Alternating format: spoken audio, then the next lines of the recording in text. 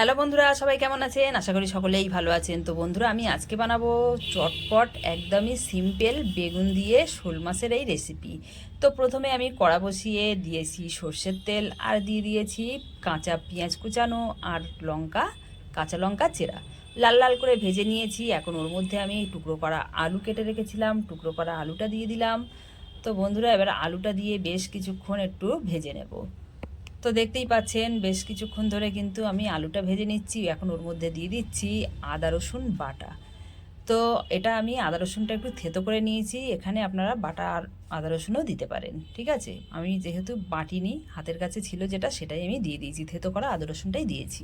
এটাও দিলে খেতে ভীষণই ভালো লাগে, যেহেতু আমি চটপট শোল মাছ দিয়ে বেগুনের রেসিপি বানাচ্ছি, তো তার জন্য। তো ঠিক আছে বন্ধুরা, দেখুন এখন এবার আদা রসুন থেতোটা দিয়ে বেশ কিছুক্ষণ নাড়াচাড়া করে নিচ্ছি। আদা রসুনের কাঁচা গন্ধ চলে গেছে। এখন স্বাদ মতো লবণ, হলুদ গুঁড়ো, জিরে গোলমরিচ গুঁড়ো, আর দিয়ে দিচ্ছি অল্প একটু, একদমই একটুখানি লঙ্কার গুঁড়ো, যাতে রঙটা হওয়ার জন্যে। কাঁচা লঙ্কা তো আমি দিয়েই দিয়েছি। এবারে সব মশলাগুলো দিয়ে বেগুনটা খুব ভালো করে আমি কষিয়ে নিচ্ছি। তো দেখতেই পাচ্ছেন বেশ ভালো করে কষিয়ে নিয়ে অল্প একটু পানি দিচ্ছি, যাতে মশলাটা পুড়ে না যায়। তো বন্ধুরা, মশলাটা পুড়ে না যাওয়ার জন্য অল্প একটু পানি দিয়ে আবার বেশ ভালো করে কষিয়ে নিয়েছিলাম। তো বেশ কষানোটা হয়ে গেছে, দেখতেই পাচ্ছেন একদম। তো এখন আমি দিয়ে দেবো এর মধ্যে বেগুনটা বেগুনটা আমি কেটে ধুয়ে রেখেছিলাম। তো দিয়ে দিচ্ছি বেগুনটা। এবার বেগুনটা দিয়ে বন্ধুরা আলুর সাথে একটু ভালো করে মিশিয়ে নেব।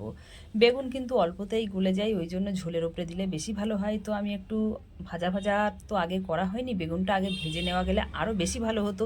যেহেতু আমি চটপট বানাচ্ছি, তো অত আমি করিনি, চটপটেই রান্না করছি। তো এবারে একটু ঢাকা বন্ধ করে রাখলাম কিছুক্ষণ বাদে একটু হেজে মতো গেছে, তো আবার একটু নাড়াচাড়া করে নিচ্ছি। বেশিক্ষণ নাড়াচাড়া করতে করতেই দেখতে পাচ্ছেন বেগুনটা কিন্তু গলে যাচ্ছে। ওই জন্য বেগুনটা আগে ভেজে নিলে একটু ভালো হয়, আর না হলে ঝোলের ওপরে দিলে বেশি ভালো হয়। তো আমি এটা একটু আলাদা রকম করে করছি বলে ওই জন্য এরকমভাবেই দিলাম। তো দেখতে পাচ্ছেন আন্দাজ মতন ঝোল দিয়ে দিলাম। ঝোল যে যেমন খাবেন সেই হিসাবে দেবেন, তো আমি এরকমই রেখেছি।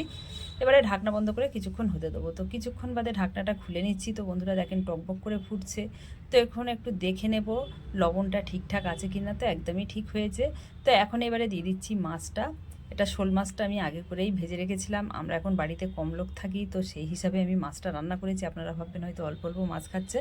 তো যাই হোক, ঢাকনাটা বন্ধ করে কিছুক্ষণ এবারে ফুটতে দেবো। তো কিছুক্ষণ বাদে আবার ঢাকনাটা খুলে নিচ্ছি। তো দেখতেই পাচ্ছেন বন্ধুরা, আমার কিন্তু বেগুন দিয়ে চটপট যে শোল মাছের রেসিপি সেটা কিন্তু হয়ে গেছে। হালকা করে একটু নাড়াচাড়া করে নিচ্ছি, তো দেখতেই পাচ্ছেন। আর আরও একটু যদি মনে করেন ঝোল কম রাখবেন তো কম রাখবেন, যেহেতু আমি একটু এরকমই ঝোলটা রাখবো। তো এখন আমার বেগুনটা হয়ে গেছে, ঢাকনা বন্ধ করে কিন্তু আমি এটাকে গ্যাসটা এবার বন্ধ করে দেবো। তো বন্ধুরা, আমার এই ভিডিওটা দেখে আপনাদের কেমন লেগেছে অবশ্যই কিন্তু কমেন্ট করে জানাতে ভুলবেন না, ঠিক আছে। আর এরকম নতুন নতুন ভিডিও পেতে আমার চ্যানেলটা সাবস্ক্রাইব করবেন। আর বন্ধুরা, ভিডিওটা দেখে কেমন লেগেছে অবশ্যই কমেন্ট করে জানাতে